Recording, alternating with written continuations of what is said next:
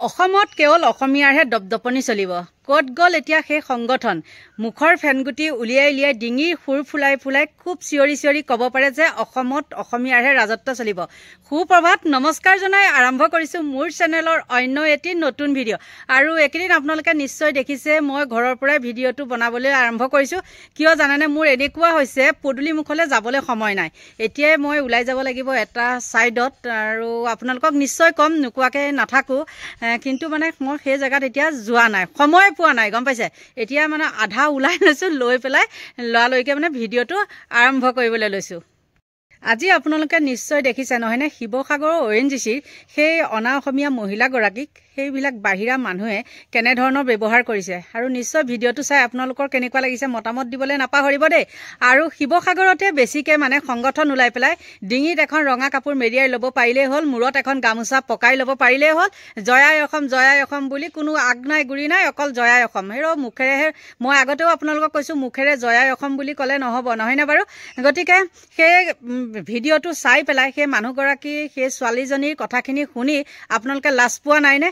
বৰ দেখোন একেবাৰে উজনি নামনি মাৰি থাকে, এই মুছলিম হিন্দু। এতিয়া ক'ত গ'ল? আপোনালোকে ক'ব পৰা খুজি মাগি পেলাই এখন ৰঙা কাপোৰ আৰু গামোচা এখন মূৰত মাৰি ল'ব, এযোৰ একদম ক'লা চশমা ছানগ্লাছ এযোৰ লগাই ল'ব, তাৰপিছত আহি গ'ল জয়াই অসম। আৰু জয়াই অসম ক'লে আমাৰ অসমীয়া সেই মহিলাগৰাকীয়ে হওক আৰু যিখিনি নিৰ্যাতনৰ বলি হৈছিলে সেইখিনিলে আপোনালোকে কি ভাবিছে নেকি উদ্ধাৰ পালে বুলি? আপোনালোকে লাজ লাগিব লাগিছিলে। এই হিন্দু মুছলিম মাৰি থাকোঁতে আপোনালোকৰ শেষ হ'ল, গম পাইছে নাই? আকৌ যাকে বোলে নিন্দু তাকে ভুঞ্চু। যিমানে মুছলিমক হেৰি কৰে, যিমানে যি নকৰক, আকৌ ঘূৰি সেই কুকুৰৰ বোলে মানে কয় নহয়, কুকুৰৰ ঘূৰি কুকুৰৰ পুকৰতে মুখ, ঠিক তেনেকৈ ঘূৰি আকৌ মুছলিমৰ পুকৰতে আপোনালোকে শুঙিবলগীয়া হয়। গতিকে এইখিনি। আৰু তাত শিৱসাগৰখনত যিমানেই সংগঠনবিলাকে ডিঙি সুৰ ফুলাই মুখৰ ফেনগুটি উলিয়াই চিঞৰি থাকে নহয় যে জয়াই অসম, আমাৰ অসমীয়া বাই ভনী মহিলাসকলৰ গাত মানে কোনেও হাত দিব নোৱাৰিব। তাতেহে আকৌ ঘূৰি হেৰি হয়, মানে জেংটো লাগি থাকে। কিয় জেংটো লাগে? নিশ্চয় তৃতীয় পক্ষৰ হাত থাকিব লাগিব।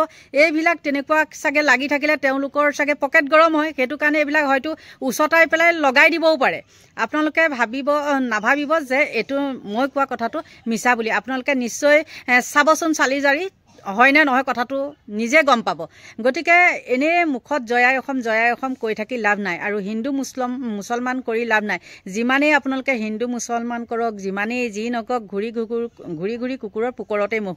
ঠিক তেনেকৈও ঘূৰি সেই মুছলমান মানুহৰ পাচিৰ পৰাই চব্জি কিনি খাব লাগিব, মুছলমানৰ হেৰিৰ পৰাই ডেক্সিৰ পৰাই মাছ কিনি খাব লাগিব। গতিকে হিন্দু মুছলিম এইবিলাক মাৰি থাকি লাভ নাই। আৰু কালি মোৰ অলপ সময় নাটনি হৈছিলে, সেইকাৰণে কিছুমান হেৰি কোৱা নাছিলোঁ। কেইজনীমান দাস আৰু কোনোবা এজন গগৈ কিবা কিবি এনেকুৱা, আৰু যিজন গগৈ বুলি কৈছোঁ মই সেইজনক কৈছোঁ সেইটো হ'ল জাতিৰ নামত কলংক। মোক কৈছে মুছলিম। হেৰৌ তোৰ যদি চকুকেইটা আছে তই ভালকৈ গম পাবি মই হিন্দু নে মুছলিম, তই গমেই নাপাৱ নেকি? তই যদি ইমান জ্ঞানীয়ে, তই হিন্দু মানুহে সেন্দুৰ লয় নে নলয়, মুছলিমে সেন্দুৰ লয় নে নলয়, তোৰ সেইটোও জ্ঞান নাইনে? গতিকে সেইটোৱে ক'লোঁ। কালি মোৰ এইটো কথা ক'বলৈ মোৰ অলপ মানে সময় নাটনিৰ কাৰণে মই নক'লোঁ, যিহেতু বহুত বিজি আছোঁ, আপোনালোকক কৈছোঁৱেই। আৰু এইখিনিতে কওঁ, মই মোৰ ভিডিঅ' দেই, সেইদিনাখন মই যিটো ভিডিঅ' দিছিলোঁ মোৰ লগৰ কেইজনীৰ নাম লৈ পেলাই, আৰু বহুতখিনি মানে থাকি গ'ল। আৰু তেওঁলোকে মানে মোক কমেণ্টতেই হওক বা ফোন দ্বাৰাই হওক মোক কৈছে, বাইদেউ মোৰ নামটো হ'লে নল'লে, মোৰ নামটো ল'ব কিন্তু দেই। মই তেনেকৈয়ে কৈছোঁ। তেওঁলোকো মাৰোৱাৰী মানুহে হয়, ডিব্ৰুগড়ৰ আগৰৱালা, গতিকে মাৰোৱাৰীয়ে হয়। আৰু আছিলে কিছুমান বহুত মানুহ। আৰু এই সময়ত মোৰ কি হয়, মানে নামবিলাক মই পাহৰি যাওঁ, গম পাইছেনে? এতিয়া ধৰক শিৱসাগৰ আছে, দৈ বুলি আছে, ৰীণা বুলি আছে, পিংকি বুলি আছে। পিংকি শিৱসাগৰৰ নহয় বাৰু, পিংকি আমাৰ গুৱাহাটীৰে হয়। আৰু তেনেকৈ বহুত, আৰু আপোনালোকে হেৰি মানে বেয়া নাপাব দেই, সকলোৰে নামটো মানে মনত ৰখাও মানে হেৰি নহয়। আৰু মই চব কথা কিবা জানেনে, কিছুমান কথা পাহৰি যাওঁ। এতিয়াই ক'লোঁ, এতিয়াই পাইছোঁ, কিন্তু সেইবুলি আকৌ মোৰ নিজৰ কিছুমান কথা মই পাহৰি নাযাওঁ দেই, প্ৰতিটো কথা মোৰ মনত থাকে। আৰু এই নাম চামবিলাকহে, দীপ্তি এতিয়া মোৰ মনলৈ আহি গ'ল দেই, দীপ্তি আগৰৱালা, তাই মোৰ বৰ মৰমৰ। আৰু তাই মোক কৈছিলে বা মোৰ নামটো ল'বা, মই তাইক কৈ দিছোঁ বাৰু মই তোমাৰ নামটো লৈছোঁ দীপ্তি। আৰু বহুত আছিলে, মৰমী বুলিও আছিলে, এয়া হ'ল গোলাঘাটৰ। গতিকে তেওঁলোকক মই এইখিনিতে তেওঁলোকৰ নামটো লৈ থৈছোঁ দেই, বেয়া পাব নালাগে। আৰু মানে কি হয় জানানে, বয়স হৈ আহিলে কথাবিলাকো পাহৰি যোৱা যায় নহয়নে, আৰু মই দৰৱ পাতিও খাই থকা মানুহ, সেইকাৰণে তেনেকুৱা হৈ যোৱাটো স্বাভাৱিক কথা। গতিকে আপোনালোকে হিন্দু মুছলিম এইখিনি মাৰি থকাতকৈ আপোনালোকৰ শিৱসাগৰখনতেই হওক বা ক'ৰবাতেই হওক, এইবিলাক যে অনা অসমীয়া ব্যৱসায়ী লগত যে এখন যে হাই কাজিয়া হৈ আছে, সেইখিনি মকামিলা কৰিবলৈ কেনেকৈ সমাধা কৰে সেইটো চাওক। আৰু এনেই কিছুমান আজিকালি জানেই কিছুমান সংগঠন ওলাইছে আপোনাৰ দালালগিৰি। এনেই আপোনালোকেতো সিদিনাখন দেখিছিলেই নহয়নে, ৰঙিয়াত সিটো কি নেকিবৰ লগত কিটো হৈ গৈছিলে, যিটো নেকি পিকনিকত সেই নেকিবৰ গান লগাই হাই হুলস্থুল কৰি থাকে। কিছুমানে আকৌ পইচা দিয়া সময়ত কৈছে কি সেইজন শিল্পীক কোনে মাতিছিলে, সেইজন শিল্পী নেকি?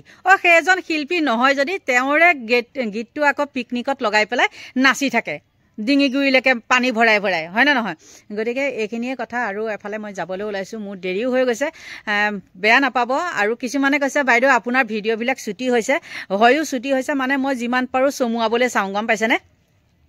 খোৱাৰ পৰা উঠিয়েই মানে কিবা কিবি কাম বন লাগি আৰু এতিয়া আজৰি হ'লোঁ, যাওঁ, ল'ৰাটো আহি পালেহি, তাকো এফালে মানে পঠিয়াইছিলোঁ। আৰু নিশ্চয় ক'ম মই কি কামত লাগি আছোঁ, আৰু আপোনালোকে আশীৰ্বাদ কৰিব মোৰ কামটো যাতে সোনকালে সমাধা হয়। গতিকে আজিলৈ ইমানতে সামৰণি মাৰিছোঁ। সকলোকে ভগৱানে ভালে কুশলে ৰাখক, সকলোকে সুমতি দিয়ক। আৰু এতিয়া মানে কি কওঁ, যদি আপোনালোকে নতুনকৈ কোনোবাই মোৰ ভিডিঅ' চাই আছে তেওঁলোকে ছাবস্ক্ৰাইব কৰিব, আৰু ভাল পায় বেয়া পায়, যদি ভাল পায় তেন্তে হ'লে লাইক কমেণ্ট কৰিব, আৰু বেয়া পালেতো নকৰিবই, নহয় জানো? গতিকে এতিয়া এইখিনিতে আপোনালোকৰ পৰা লৈছোঁ বিদায়। Bye bye.